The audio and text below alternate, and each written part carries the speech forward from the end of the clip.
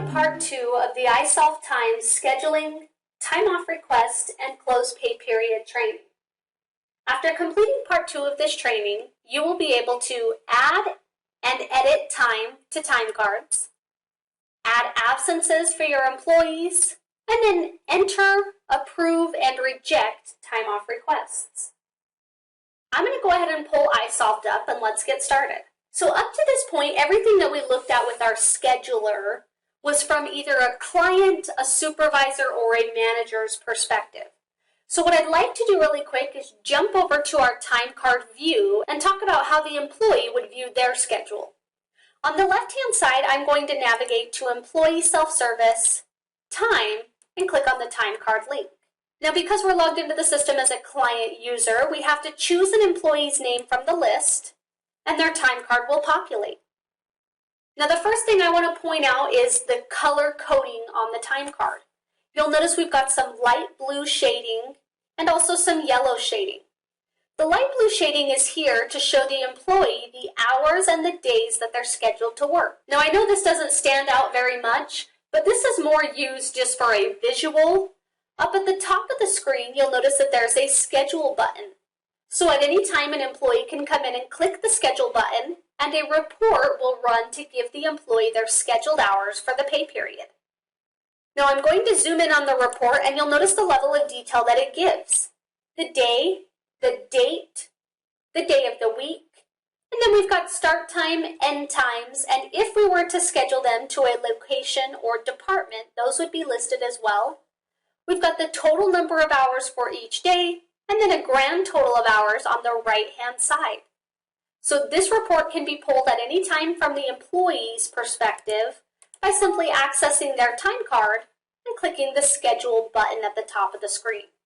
So now that we're on the screen, let's take a look at the layout of the time card itself. Up at the top, you'll notice we've got our employee's name that we had selected, as well as a little bit of information about them. But you'll notice just off to the left of our employee's name, we've got some toggle options. We can scroll through using the arrow keys pointing to the left and to the right, our list of 32 employees. We can choose our little grid or view list icon, which would bring us back to our list of all employees. Or we could use the magnifying glass, which allows you to search by employee ID or last name to pull up an additional employee's time card. So if I type in Lewis, you'll notice I'll get a drop-down with anybody that meets the last name Lewis criteria.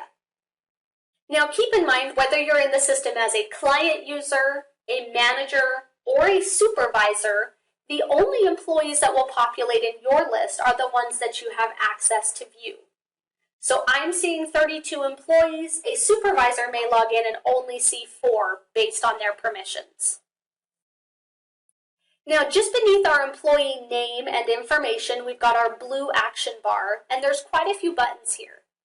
The first one is Edit. If you're going to be making adjustments to an employee's time card, you have to first select the Edit button to get them into the edit mode. We'll talk about editing here in just a few moments. Just off to the right of the Edit button, we have a verification.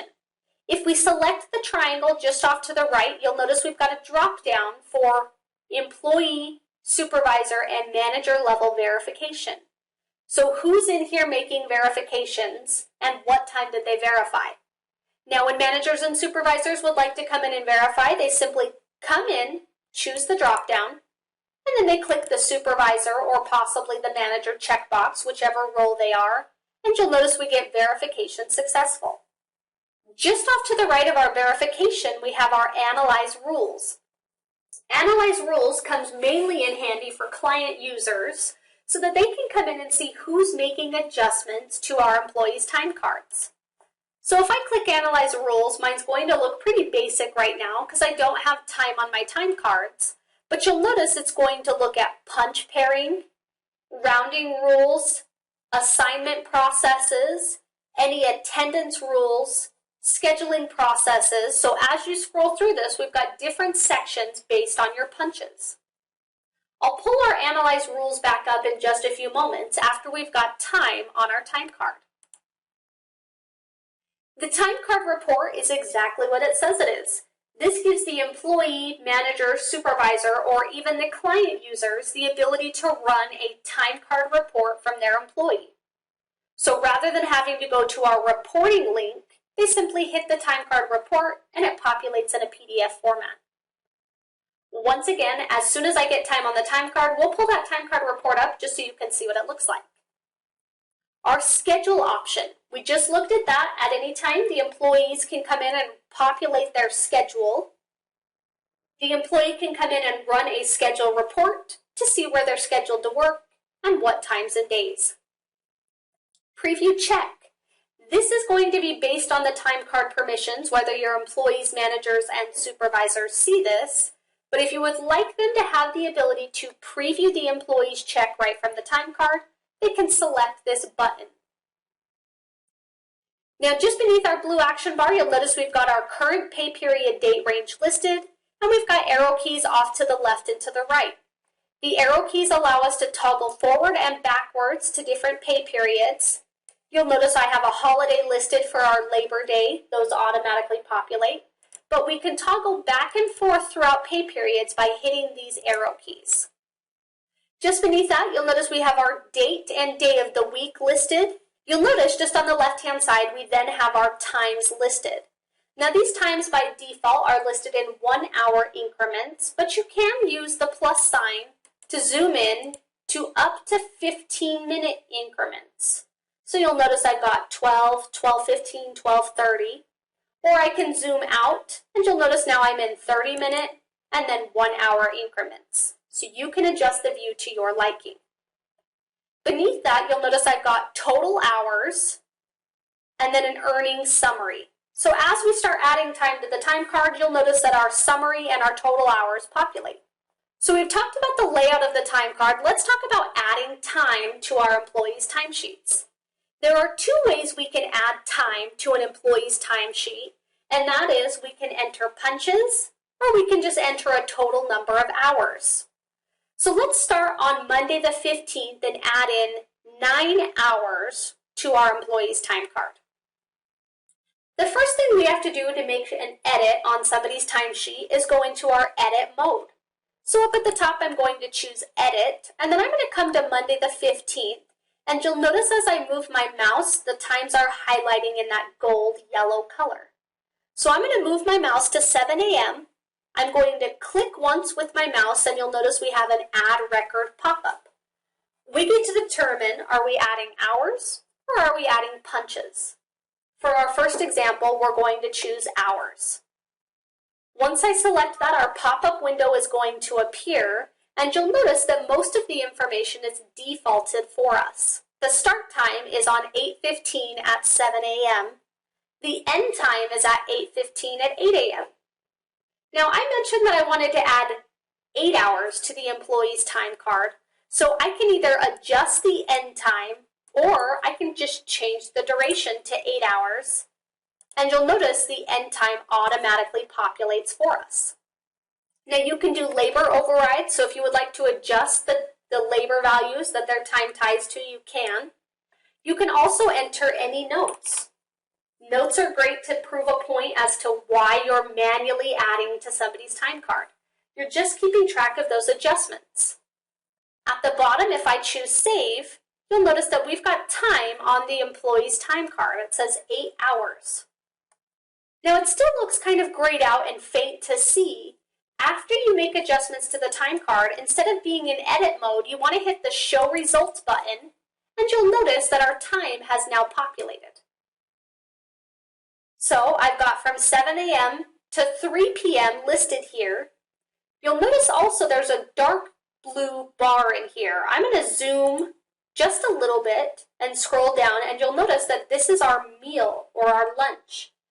The rule that's applied to the employee based on their policy group was after 6 hours, take out a half an hour lunch. So you'll notice we've got the fork and the knife symbol where the system automatically applied a lunch to our employee. Now let's go ahead and add some punches onto an employee's time card. Up here at the top, I'm going to choose my edit button, and I'm going to create a punch for 7:30. So you'll notice once again as I move my mouse around, the time highlights in gold. I click once, and this time I'm going to hit punch. Now the punch pop-up is very similar, only we're not seeing an in time and an out time. We're creating one single punch. Now let's talk about the type and the mode, because these options are available on the mobile app as well as the physical time clocks. The type, we're saying, is this a normal punch, so a standard clock in or clock out, a meal, or a break? The mode is this auto. Auto is more of a quick punch where we're letting the system decide whether it's an in punch or an out punch based on the time it was received. Or the employee can choose, this is an in punch, this is an out punch, and we've also got a transfer feature. The transfer feature is used for clients that have employees moving from labor value to labor value throughout the day. They have the ability to transfer from one into another. Again, we have the ability to override the labor defaults and add any notes. If I choose Save at the bottom, you'll notice my time is listed, but we have to show results in order to see them correctly on the time card. Now, the first thing you're probably noticing is the hours are in bright red, and they have the triangle with an exclamation point in it. This is an example of an alert on somebody's time card. Now, if we simply hover over the punch, you'll notice we have a little slide out window giving us some information. Down at the bottom, we have the alerts showing. It's saying, well, first of all, the employee clocked in late, and that's a medium alert. The employee is under their scheduled hours, so they're working less than we had scheduled them. That's also a medium alert. And they're missing a punch, which is a high alert. So the system sees that the employee has clocked in but not clocked out, so it's designated it as a missing punch. Now, typically missing punches should always be corrected before we run payroll, otherwise the employee does not get paid for that day. You'll notice with the punch in time and no punch out time, we're not seeing total hours on the time card at the bottom. So we've talked about adding punches and adding hours to the employee's time card. Let's go ahead and add one more punch to the employee's time card just to complete Tuesday, and then I want to run the time card report really quick so that you can see what it looks like with information there. So I'm going to go back into edit mode up at the top of the screen, and I'm going to say that the employee left at 12. So I'm going to click once, hit my punch option. You'll notice that everything auto-populates for me. I only need to adjust if something should be different. If I choose Save down here at the bottom, I get my Save Complete at the top, and I'm going to hit my Show Results. Now we're still going to have alerts on the time card because the employee didn't work the hours that we scheduled them. So once again, if I hover over it, it says they clocked in late and they're under their scheduled hours. I'm going to come up to the top and hit my time card report button just so you guys can see what the time card report looks like. All right, and here we go, a PDF version of the employee's time card. I'm going to zoom in just a little bit, and you'll notice it gives you the employee's name, the day of the week, if they have alerts on their time card, date, start time, end time, the department their hours were coded to, and then we've got the earnings broken down on the right-hand side. We've got labor breakdowns as well as any alerts that are on the time card, and then signature sections at the bottom if necessary. So employees can run the time card report, managers, supervisors, and client users can all run these reports. So we've talked about the basics on the time card. How do you add time? How do you run reports? Let's talk about a few of the additional features that are on here, such as being able to move hours from one day to the next. So making edits to their time. Once we're in edit mode, we have the ability to move one set of hours over to another day. So I'm going to give you an example. Let's say that we want to take this 7:30 to 12 o'clock and move it to Wednesday the 17th. If I click and drag, you'll notice it's kind of moving it around. If I click and drag, I can put it in the exact same spot on the next day, or we can adjust and move it around. So you're able to grab the hours and move it to another area on the time card if you'd like to. You'll notice when you unclick or you let go, it's asking you, do you want to move the hours or do you want to copy the hours here? Move means you're taking it from one day and putting it on another. Copy means you're copying it from day A and pasting it on day B so it would appear on both. So I'm going to hit move, and then I'm going to hit show results. And you'll notice, based on where I moved it to the same day, but a different set of hours. So I moved it up on the same day. If I want to move it to another day, now when I show my results, you'll notice that the hours are no longer on Tuesday the 16th, but they're appearing on Wednesday the 17th.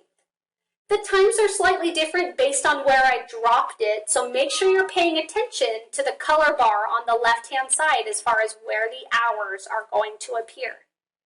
So we can copy it from one day to another, or we can move it from one day to another as long as we're in edit mode. At this point, we've talked about adding punches, adding hours, and making edits on the time card. So let's move on to absences. Now, absences are not added directly on the time card, although they will be viewed here. So on the left-hand side of our screen, under Employee Self-Service, Time, I'm going to click the Employee Absences link. Now, the Employee Absences link, once it appears, at the top of the screen gives you some filtering options. At the bottom gives you the ability to add absences to an employee's time card. Now you can add absences here for any types of absences that have been created on the client level. Now most of the time this screen is used for absences like jury duty or a sick day. Employees don't usually request those types of hours, so you can manually add the absences from this screen. Up at the top, you have the ability to kind of run, it's like a mini report, but it doesn't pop out into a PDF format or anything. You can look at a date range to see when employee has taken absences. So you'll notice we have a from date, a to date, and then we have absence policy drop-downs. At the bottom of the screen is where we have the ability to enter absences on a time card. So from our blue action bar, if I hit add new, you'll notice it's going to ask us the date, what type of absence, how many hours, and then the start time of the absence itself. So I'm going to choose the calendar, and I'm going to say on 18th, we want to enter in, I'm going to choose a jury duty absence as an example. So from the drop-down, we're seeing any of the absences that are available to this employee, how many hours were they absent, and then we can put the start time. Now you'll notice that the start time is not required, but I recommend entering it in because that's where that chunk of hours is going to appear on the timesheet. So I'm going to say at 7 a.m. is when I want these hours to appear. If you'd like to enter any notes about this absence, you can. So let's say, for example, you're entering a sick absence and the employee said that their son was sick. You could enter that into the notes to help keep track of these different absences. On our blue action bar, if we hit save, you'll notice that our jury duty absence is now in the top part of our absences screen. And let's jump back to our time card really quick. If we jump back to the time card, you'll notice we now have a gray bar that says 8 hours of jury duty were added starting at 7 a.m. So absences appear in the time card in gray, and they automatically appear once you enter them into the employee absences section. Now, the next link is the time off balances. Time off balances is going to tell you for your specific employee how much time off, what is their balance for sick and vacation or any other accrual that you guys offer. You'll notice it tells you what rate they're accruing at, what their current balance is, if they carried time over from one year to the next, how much time have they accrued, how much time have they accrued year to date, taken, year to date taken, and pending taken. Now, employees can also see this information. So when they log into the system, they can come off to the time off balances link. Rather than having to ask somebody how much time off they have, it's listed here and available for them to see. Just beneath the time off balances, we have the time off requests link. The time off request link is where the employees can see time off requests and submit their time off requests. So the first thing we're noticing is the calendar view. The calendar view is going to show the employee any of their absences that are currently on their time card or absences that they've requested off. So you'll notice on the 18th, we can see that there's a jury duty absence. It's approved and it was 8 hours. Now the calendar view is a more basic look of it. If we select the actual absence, it brings us to the details. So it gives you a little bit more information. So you have the ability to see a calendar view, or you can see the details tab up here at the top where it's giving you more of that employee absences view. The link down here at the bottom is the time off request admin. This link is where you guys as managers, supervisors, and client users can come in here and choose to approve or reject time off requests. What I'd like to do now is log out of the system as my user and log into the system as an employee user to show you how they submit time off requests. Once I show you how an employee submits the time off request, we'll log in as our client user and show you how to approve or reject that request. So up here at the top, I'm just going to choose my username and hit the log out button. Now we're going to log into the system as my test employee.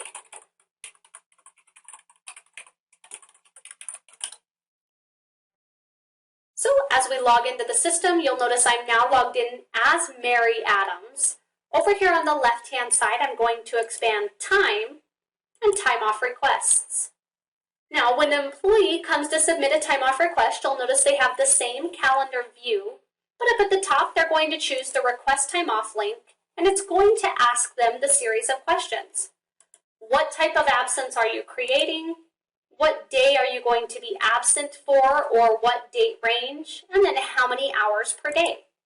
So I'm going to say maybe a vacation absence on the 19th, so Friday the 19th.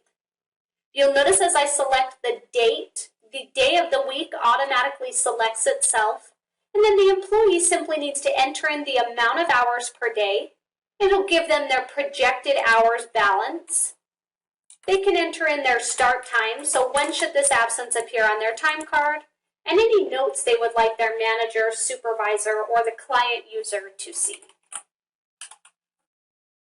So I'm going to choose test, and up here at the top I'm going to choose save. And based on my workflow process, keep in mind that workflows are discussed in our sophomore level classes, but an email is going to be sent.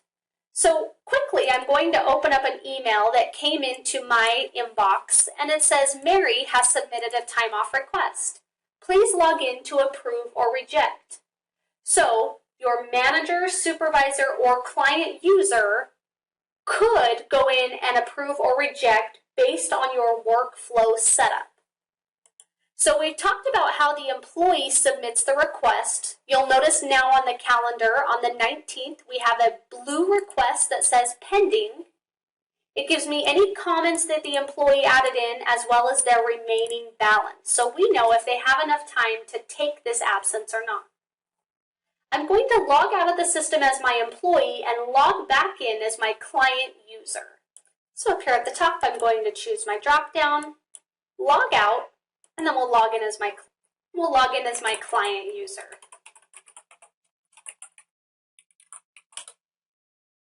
And on the left-hand side, I'm going to open up Employee Self-Service, Time, and then the Time Off Request Admin link. Remember, the admin link is where we get to see any of those requests that need to be approved or denied. Now, from the calendar view, I'm going to go to my Pending Requests tab, and you'll notice I've got a list of requests that need to be approved or rejected. I'm going to select the request in the list, and it tells me that Mary Adams requested vacation, 8 hours of it, on the 19th, and she has 55.08 hours available. So we can choose up here at the top to either approve or reject it, and then hit the process button. So if I hit approve and process, so now if we go look at the employee's time card, I'm going to log back in.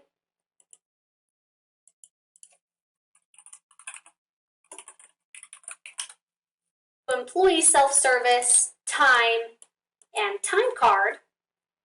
When I open up Mary Adams' time card, we can see the vacation absence on the 19th appearing. Now that we've reviewed entering absences, approving and denying time off requests, as well as employees entering their request, I would like to touch on one last piece. If I jump to the time off request link that we had talked about before, remember I mentioned that employees can submit time off requests here. Now, we also give the ability to the managers, supervisors, or even client users to enter a time off request in for our employees. So you'll notice up here at the top, I can still select the request time off option and enter a time off request into the system rather than entering in an absence. The only thing to keep in mind is if you, as the employee's manager, supervisor, or even the client user, enter a time off request in their behalf, it does not go through the workflow process, so it does not require any approval. It automatically approves and adds to the employee's time card. So let's walk through it. I can choose my absent type, so I'll choose vacation. I'll put it for the 22nd, so today's date. We can enter in the amount of hours and the start time if we would like to. And then up here at the top, if we hit save, it automatically, you'll notice if we look at the calendar, is listed as approved. It automatically applies to their time card. Now, there's no real benefit on whether you choose to enter it as an absence or as a time off request. They work the exact same way. It's more or less a matter of personal preference. I just want to jump back to the time card and show you that on the 22nd, we can see those vacation hours were added to the time card. Part 3 of the iSolved Time Scheduling, Time Off Request, and Close Pay Period training. Once you complete Part 3 of this training, you will be able to close the pay period and process your payroll. Let's pull up iSolved and start looking at the close pay period process. On the left-hand side, I'm going to choose Payroll Processing and Close Pay Period. When using iSolved Time, a new process must be followed in order to transfer the time from the time cards into our time entry grid. There is also a new way to preview and process your payroll. For your convenience, we have added the preview and process options to our close pay period screen rather than having to click the individual links on the left-hand side. Now, there are 4 steps to actually processing your payroll when using iSolved Time. There are 4 buttons listed along the left-hand side, and that is Lock Time Cards, Commit Time Cards, Preview Payroll, and Process Payroll. So let's talk about each of them. Locking the time cards is the first thing that you're going to do. By hitting the Lock Time Cards option, you're taking all of the time card data and locking it so that adjustments can no longer be made. Now, in the event that you lock the time cards and you've got a supervisor running into your office to tell you it's locked, I need to make adjustments, you can simply hit the Unlock Time Cards and you'll notice it says time cards are now unlocked. So you can lock and unlock them at any time as long as payroll has not been processed. So once again, I'm going to hit Lock Time Cards, and let's talk about our second step, Commit Time Cards. Commit Time Cards is where we actually take the time card data and push it to our time entry grid. So rather than having to key things into the grid like we typically do, or even import hours into the time entry grid, Commit, when I click it, is going to grab all of the information from the time cards and push them into the time entry grid. Now you'll notice down at the bottom we've got some time card processing errors. There are 2 listed. The first one says there is unverified time for 1 or more employees. Please review the verification export for detailed information. So when we set my demo client up, we said that we wanted the employees, the managers, and the supervisors to sign off on the time cards. So this is just letting me know that at least 1 employee does not have their time card verified. The second error that's on there is uncommitted time in a previous payroll run that will be committed in this process. To proceed, remove prior data or select Ignore Warnings. So this is letting me know that from a previous pay period, something was added. Maybe we approved a time off request, or it was even just testing information that didn't get locked with the previous pay period. So it's just letting us know it's going to lock that information so it cannot be edited anymore.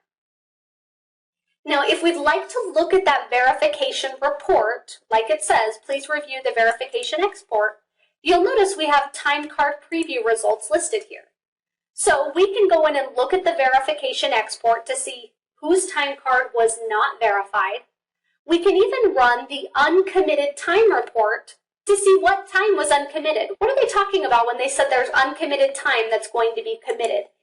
These reports allow you to see iSolved time-related data before processing your payroll. Now, we're going to say that we looked at our verification, everybody looks great, and we're going to move on to previewing the payroll. Now, because there are errors, we do have to either click the Ignore Warnings, which when I selected, it says checking Ignore Warnings will allow the time cards to be committed even when there are warnings. So it's saying, even though the time card's not verified, we're going to commit the time to the time entry grid. And any time that was uncommitted in the previous runs will also be committed during this process. So ignore warnings to bypass our notifications. And then when we hit Preview Payroll at the bottom, we're going to get a list of our preview payroll reports, our payroll registry, our payroll summary. These are all reports that I highly recommend you run to ensure that all of the data is correct before we actually process our payroll. So you'll notice on this right-hand side, we've got a list of our preview reports. We can see our summary, our register, any exceptions, checks, labor allocation detail, any of the reports that you have scheduled would show up here. Now, at this point, you can jump to the time entry grid and make any one-off changes that you need to.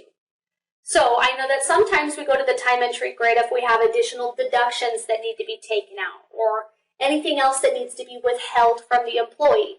You can still go to payroll entry and the time entry grid to make your adjustments if necessary. We'll notice that our hours from our time cards have been committed to the time entry grid, so we can already see the data that's been added, but you can come in here and make any adjustments that you need to. Once you make your adjustments, you're going to want to go back to our close pay period link on the left-hand side. I would preview your payroll again prior to us actually processing the payroll. Once you've double-checked those payroll reports, all we have to do is simply hit Process Payroll, and you'll notice up at the top it's saying, this payroll may have uncommitted time data. Are you sure you want to process it? So again, it's notifying you of our error at the bottom. We can hit Continue, and then we've just got one last step. Please review the payroll summary, the payroll register, the exception report, and any other reports needed to check accuracy of this payroll. So again, this is just another checkpoint to say, did you run your preview reports? Are you sure you're ready to run payroll?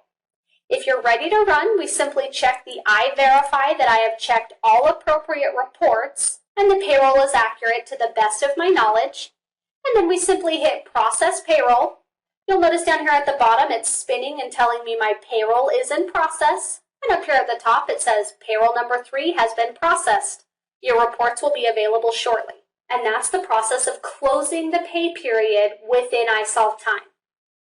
So all of your same rules apply. The only difference is rather than importing or manually adding time to the time entry grid, we're committing the time from the time cards, we're previewing, and we're processing the payroll all in one screen.